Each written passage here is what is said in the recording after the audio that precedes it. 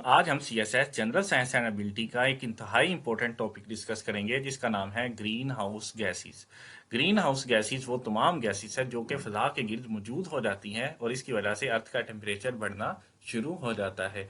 और green house gases के अंदर कार्बन डाइऑक्साइड और नाइट्रस ऑक्साइड और सल्फर डाइऑक्साइड और इसके साथ मीथेन एंड क्लोरोफ्लोरोकार्बन्स एंड हाइड्रोफ्लोरोकार्बन्स शामिल हैं। ये तमाम ग्रीन हाउस गैसेस ये या फॉसल फ्यूल्स के जलने या रेफ्रिजरेटर या वेस्ट मटेरियल के जलने और इसके साथ फोम वगैरह के जलने और डाई इलेक्ट्रिक फ्लूइड से निकलती हैं और इनमें से चंद का इखराज इंडस्ट्री में से होता है। ये तमाम गैसेस अर्थ के गिर्द फैल जाती हैं और अर्थ का टेम्परेचर बढ़ाने में मदद करती है, जिसकी वजह से सूरज की लाइट इसके अंदर आ तो जाती है लेकिन रिफ्लेक्ट नहीं हो पाती क्योंकि ये ग्लास जमीन के गिर्द मौजूद रहता है और 100 साल से भी ज्यादा अरसे तक सरवाइव कर पाता है। इस वजह से इन तमाम गैसेस को ग्रीन हाउस गैसेस कहते हैं। ये तमाम गैसेस मिलकर अर्थ के टेम्परेचर में इजाफा करती हैं। हम एक एक करके इनकी तफसील को जानते हैं। सबसे पहले कार्बन डाइऑक्साइड। कार्बन डाइऑक्साइड का अखराज फोसल फ्यूल से होता है और या कोयल के जलने से भी कार्बन डाइऑक्साइड प्रोड्यूस होती है। अब ये तकरीबन फिजा के अंदर 100 साल तक रह सकती है। नेक्स्ट जो है वो मीथेन है। मीथेन ये फोसल फ्यूल्स और वेस्ट के जलने से पैदा होती है और ये तकरीबन 12 साल तक फिजा के अंदर रह पाती है।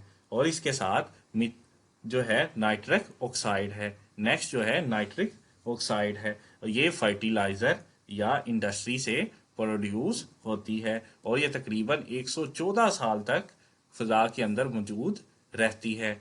इसके बाद ओजोन है।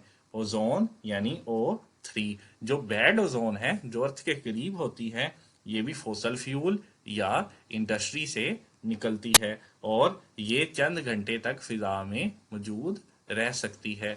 और इसके साथ जो मेन क्लोरोफ्लोरोकार्बन्स वो रेफ्रिजरेटर से निकलता है और ये 12 साल तक फिजा के अंदर रह पाता है। और इसके साथ ही एक सल्फर हेक्साफ्लोराइड है। सल्फर हेक्साफ्लोराइड है जो कि डाइइलेक्ट्रिक फ्लूइड से निकलता है। ये 3200 साल तक अर्थ के गिर्द रहता है और जिसकी वजह से अर्थ के अंदर सूरज की शुआएं आ तो जाती है लेकिन वापस नहीं जा पाती और जिसकी वजह से अर्थ का टेम्परेचर बढ़ना शुरू हो जाता है और उसकी वजह से ग्लोबल वार्मिंग होती है। और जब ग्लोबल वार्मिंग हो जाए तो फिर क्लाइमेट चेंज का सबब बनता है और अगर क्लाइमेट चेंज आ जाए तो उसकी वजह से या तूफान आते हैं या फ्लड आता है या इसके बाद खुश्क साली आती है। ये तमाम ग्रीन हाउस गैसेस ही की वजह से होता है क्योंकि उसके बाद ग्लोबल वार्मिंग, फिर क्लाइमेट चेंज, फिर स्टॉर्म, तूफान या ड्राउट या फ्लड आते हैं। अगर आप किसी भी मुकाबला जाती इम्तिहान सीएसएस, पीएमएस, पीपीएससी के लिए परेशान हैं तो परेशानी छोड़ गए और स्कॉलर अकेडमी को सब्सक्राइब कीजिए और मुस्तकबिल को बेहतर बनाइए।